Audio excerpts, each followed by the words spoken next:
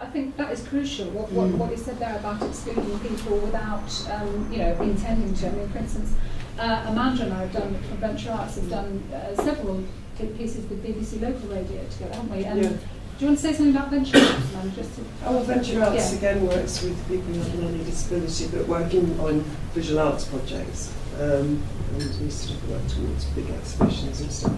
But my problem, I think, is that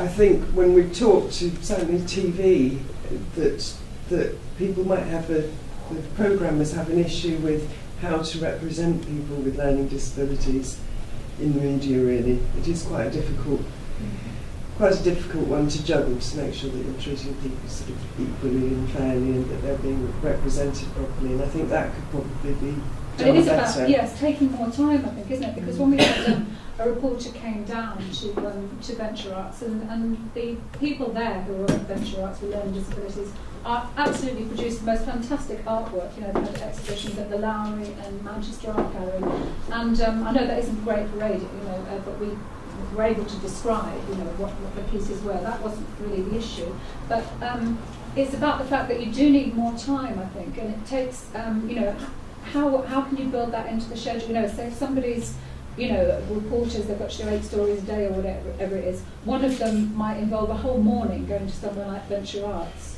But as you said, the benefits are manifold, because that's their whole learning experience for everybody involved in that programme piece, and it does really challenge perceptions. I mean, certainly I have since I've gone to Venture Arts. It's fantastic. This.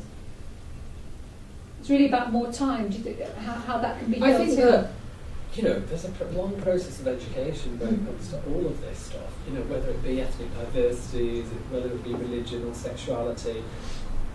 We're on a journey, aren't we? I mean, the BBC is on the same journey that the nation is on.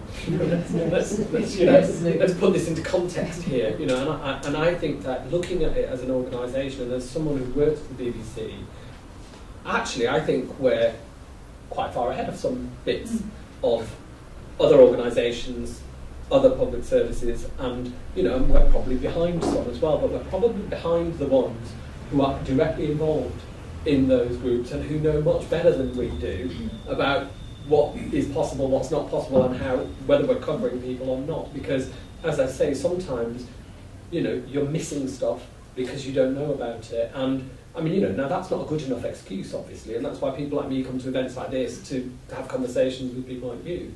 It's because we have to open ourselves up to everybody. Because, as I said, we're taking money from everybody, and we have to represent everybody.